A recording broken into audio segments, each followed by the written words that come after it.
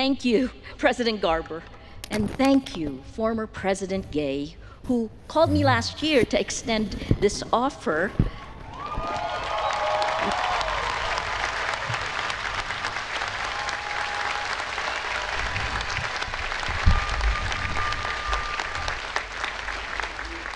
It's an incredible honor to address the distinguished Harvard faculty, the mysterious Harvard Corporation, and the loving friends and family who have traveled far and close to be here with you today. But wait, most of all, despite everything, because you worked really hard, I am so thrilled to congratulate the battle-tested graduates of the class of 2024.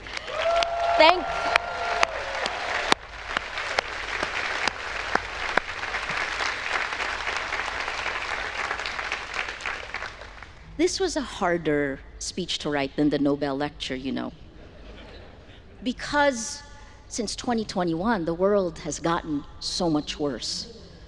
We live in a dystopian science fiction world where everything can change in the blink of an eye, when you have been forced to turn crisis into opportunity. No one knows this better than the class of 2024. A pandemic meant no high school graduation. Your first year here in lockdown, wearing masks, afraid of contact. You laid out all of the problems, the existential problems we face today. We were pushed online in the virtual world, and that made things worse because the accelerant to conflict and violence, to us against them, to wars that have killed tens of thousands, sparking historic campus protests, that accelerant is technology. It turned what once used to be our civilized, Harvard, thinking slow, public discussions into what's become a gladiator's battle to the death. I know this firsthand. The Philippines, America's former colony, 110 million people, was social media's petri dish. For a crucial 6 years, Filipinos spent the most time online and on social media globally. And we became the testing ground for these American tech companies, their platforms' designs exploited by power and money in information warfare.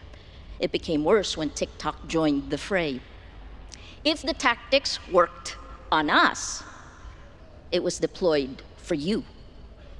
That's what happened in 2016 when 126 million Americans were targeted by Russian disinformation. And on January 6, in the violence on Capitol Hill, when Silicon Valley's sins came home to roost. Because I accepted your invitation to be here today, I was attacked online and called anti-Semitic by power and money because they want power and money. While the other side was already attacking me because I had been on stage with Hillary Clinton. Hard to win, right? But I'd already survived information operations from my own government. Free speech used to pound you to silence. 90 hate messages per hour in 2016, that was 8 years ago, fed me death threats for breakfast. They attacked the way I looked, the way I sound. They dehumanized me. But, you know, the funniest thing, because when you're the target, you just have to laugh, is that I was supposedly both CIA and communist. None of these were true, but the end goal, please know this, is chaos. Break down trust. If you don't have the right information, you can't act. That's partly the reason why journalists are on the front lines. The meta-narrative, disinformation networks seeded against us, and this is globally, was journalist equals criminal. Then the bottom-up attacks in the Philippines against us began on social media. That was followed a year later by the weaponization of the law. In 2019, I was arrested twice in about a month posted bail 8 times in about 3 months. I thought I was going to have to do a workflow for arrests. But before it all ended, I had 10 arrest warrants. Rappler and I paid more in bail and bonds than our dictator's wife, Imelda Marcos. You remember her shoes? She was convicted for corruption, but I did nothing wrong except to do my job, to report the facts, to hold power to account. For this, I had to be okay with spending the rest of my life in jail. At one point, it was more than a century in jail that I faced. To be here today, I had to ask for permission to travel from our Supreme Court. Anyone else out here on bail? Just me? It taught me a valuable lesson.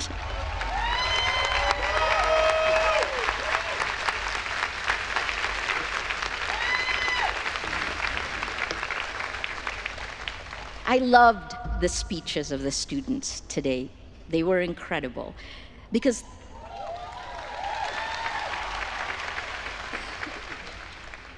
these times will hopefully teach you the same lesson I learned. You don't know who you are until you're tested, until you fight for what you believe in, because that defines who you are. But you're Harvard. You better get your facts right. Because now you are being tested. The chilling effect means that many are choosing to stay silent because there are consequences to speaking out. I'm shocked at the fear and anger, the paranoia splitting open the major fracture lines of society, the inability to listen. What happened to us in the Philippines? It's here. The campus protests are testing everyone in America. Protests are healthy. They shouldn't be violent. Protests give voice. They shouldn't be silenced.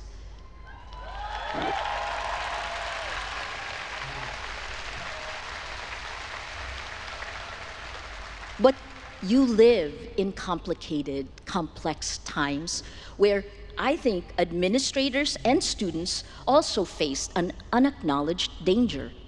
Technology, making everything faster, meaner, more polarized, with insidious information operations online that are dividing generations.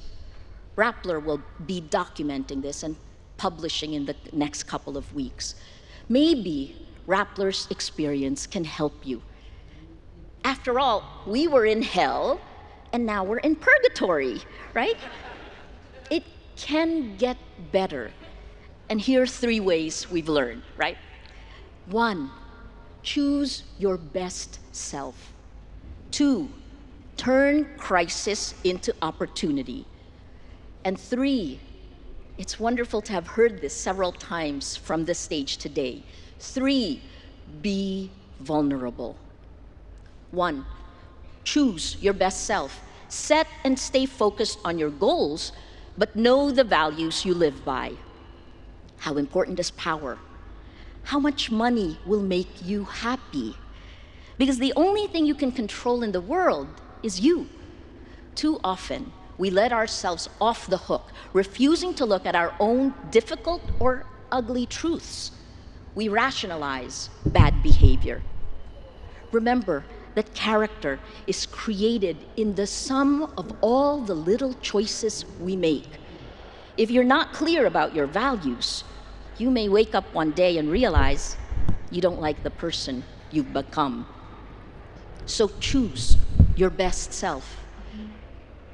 You're standing on the rubble of the world that was. Recognize it. I said this in the Nobel lecture. An atom bomb exploded in our information ecosystem because social media turned our world upside down, spreading lies faster than facts while amplifying fear and anger, fueling hatred by design for profit. Whether it's the AI of social media or generative AI, we don't have integrity of information. We don't have integrity of facts. And here's 3 sentences I've said over and over. Without facts, you can't have truth. Without truth, you can't have trust. Without these three, we have no shared reality, no rule of law, no democracy. We can't begin to solve existential problems like climate change. This outrage economy, built on our data, micro-targeting us, transformed our world, rewarding the worst of humanity. Online violence is real-world violence. And as you've pointed out, people are dying from genocide in Myanmar, fueled by Facebook, according to the UN and Meta itself, to Ukraine, Sudan, Haiti, Armenia, Gaza. The challenge today is whether our international rules-based order still works. Does it? The challenge is justice, core to our humanity. Too many powerful people are getting away with impunity, from countries to companies. And it is dividing us in ways that are literally destroying us, destroying democracy, destroying trust. In Cambridge Commons, just on the other side of that gate, there's a marker to American patriot William Dawes, who, like his more famous friend Paul Revere, rode through here sounding the alarm. The British are coming. Well, today's equivalent, an alarm that's made me feel like Cassandra and Sisyphus combined, because I feel like I've been shouting since 2016 when I watched our institutions crumble quickly in the Philippines. And I will say it now. The fascists are coming.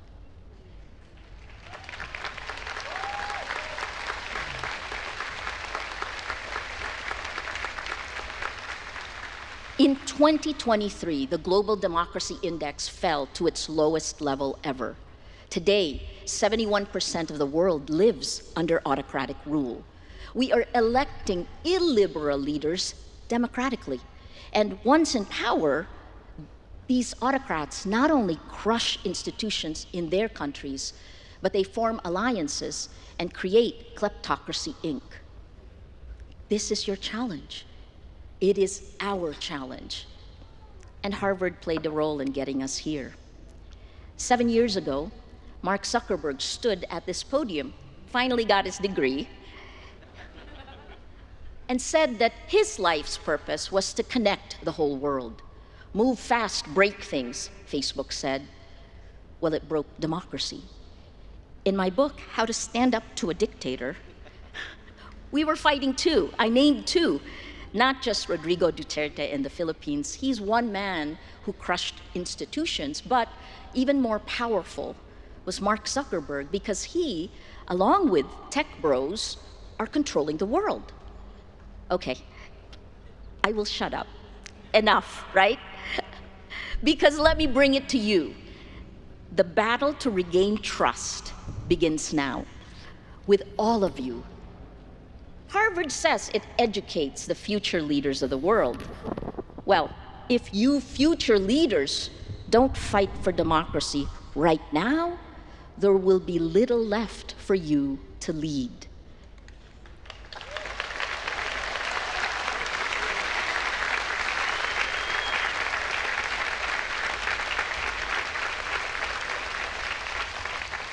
How do you do this? And this leads to two. Turn crisis into opportunity. I think you've lived through this. Accept that crisis is here to stay. In Rappler, my co-founders, and one of them is here, Glenda Gloria, who's a Neiman Fellow from 2018, we learned to embrace the worst scenarios we could imagine, and this happened during our darkest times. Then we workflowed what our company would do. We drilled our team, and we prepared for the worst.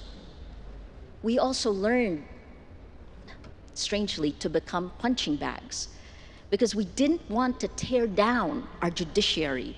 We didn't want to tear down our government. We knew how potent fear is, and we tried to step in, at some point, You get angry when silence is consent, but you understand. Well, I did have good news. Remember, we put out all of our worst case scenarios, and the reality we lived through was so much better than we could have imagined. Hell, purgatory, right? It didn't mean we weren't afraid. We just made a pact among the 4 co-founders of Rappler that only one of us could be afraid at any single time. We rotated the fear. But now, for you, for us, the corruption of our information ecosystem is about to get worse.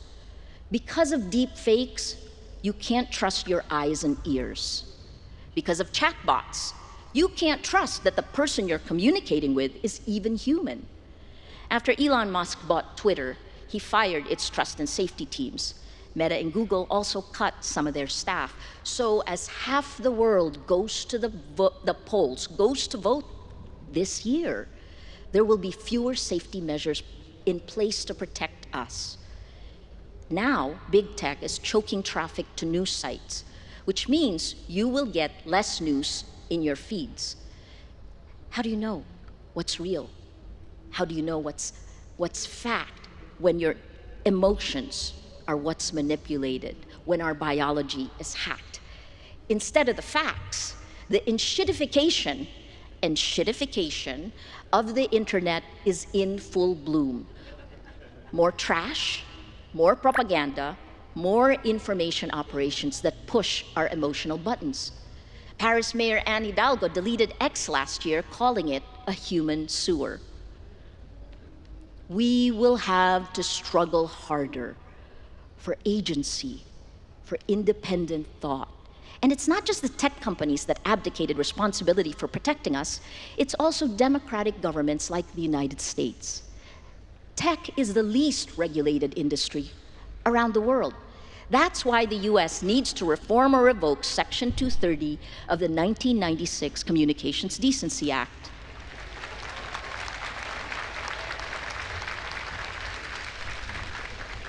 We need to stop the impunity.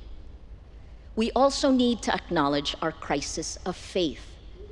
I've always believed in the goodness of human nature, but that has never been tested as much as it is today, when the incentive structure of the technology that connects us rewards the bad, eliminates the best of who we can be.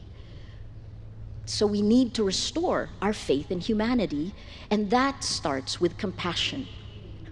There's a word that goes beyond empathy in South Africa. I love this word, Ubuntu.